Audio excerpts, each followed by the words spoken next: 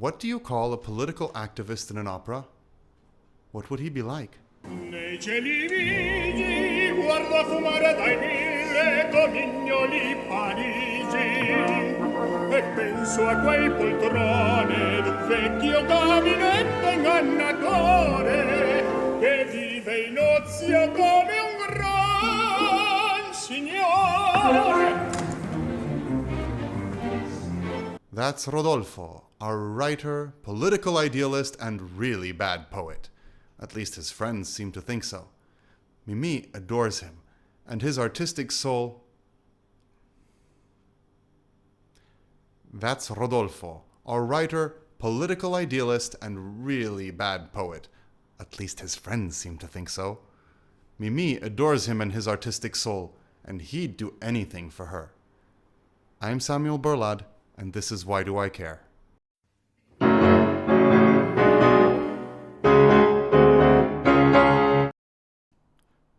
Welcome to another episode of Why Do I Care?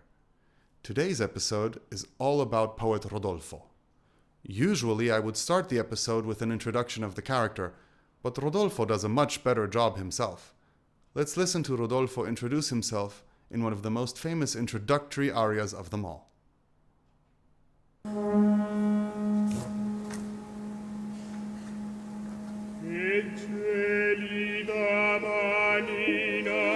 Se la lasci riscaldar, c'è di cuore che giova, al buio non si trova.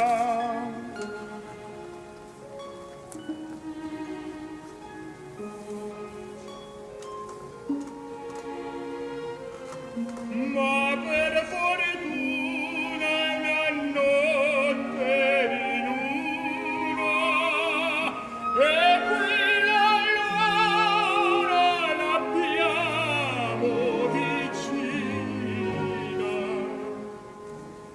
Aspetti signorina, le dirò con due parole chi son, chi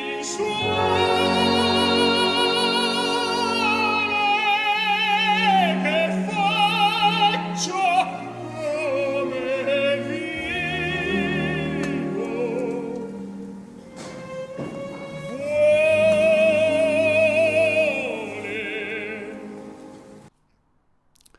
Wait, what's that word I just mentioned? Well, aria is what you call songs that a character sings alone, or solo in an opera, or in some other kinds of pieces like oratorios. There are different subtypes, but for now, let's just call them all arias. Usually, arias are self-contained pieces within a larger piece, like an opera. In the case of La Bohème, however, Puccini and his contemporaries had already moved away from completely self-contained numbers in their operas, although the practice somewhat survived in musical theater. One of the most used subcategories of arias are the introductory arias, in which a character, as the name suggests, introduces him or herself. Usually this happens when a character first appears and introduces himself to the audience, but sometimes it's a character introducing himself to another character. That's what it is here. Rodolfo is a poet/author who, like all our friends, has high ambitions. However, he makes his meager living by writing articles for the magazine Le Castor, or the Beaver. Back then, judging by the name, they were a liberal, communist newspaper of some sort. It makes me think that perhaps Rodolfo believes in those values. It might even be that's why he can't pay the bills. There is a magazine with that name in Paris now, by the way. It's a platform for feminism and LGBTQ+ activism. Rodolfo reminds me of how Marshall in How I Met Your Mother really wanted to work for environmental justice just because he believed in that.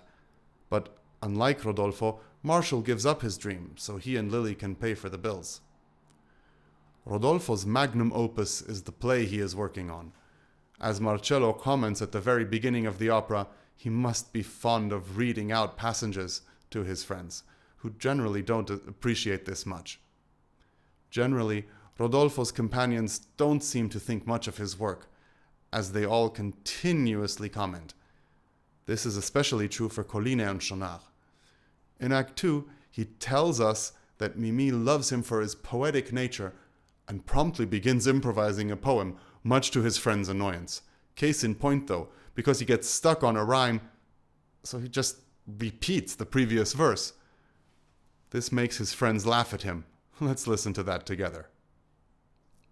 Dal mio cerebro sbocciano i canti, dalle sue dita sbocciano i fiori, dall'anime esuletanti sboccia l'amor, sboccia l'amor.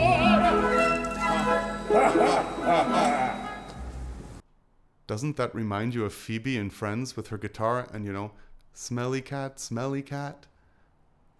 Our friends' reactions definitely remind me of Ross, Joey, Rachel, Monica, and Chandler, like every time Phoebe starts singing. Or, for those of us this side of the Atlantic who are familiar with the Asterix comics, the reactions of all the villagers to the village bard. In the original French, his name is Cacophonix, but the name changes in translations. Anyway, he usually gets beaten up or even tied to his treetop house whenever he tries to sing. Rodolfo is a soft and naive guy, but he has had his fair share of experience with the ladies. Mimi, though, seems to be different. It's love at first sight. His friends leave Rodolfo alone for a few minutes to finish his article for Le Costaud when Mimi comes knocking in search of a candlelight. They seem to get along very well from the outset, and they introduce themselves with an aria each, basically like any scene where two characters fall in love from first sight. In Act 3, Rodolfo is struggling with Mimi's illness, which he thinks she is unaware of. At least, he thinks that she doesn't know that he knows. At first, he tells Marcello all kinds of stories as to why he wants to break up with her, but in the end, the truth comes to light. What he doesn't know is that Mimi is there listening to their conversation. When she shows herself, the two decide to break up. It's for the best. But we can clearly tell their feelings for each other from the beautiful music they sing.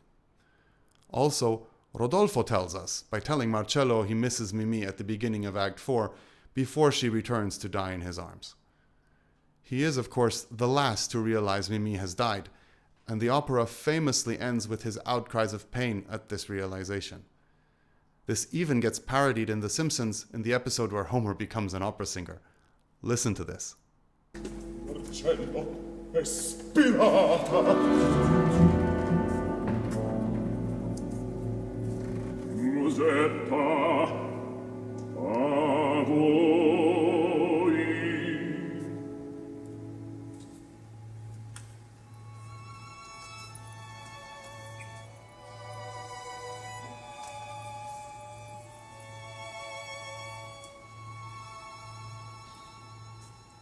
Come va? Vedi, è tranquilla. Che vuol dire? Quell'andare e venire? Vuoi guardarmi così? Coraggio!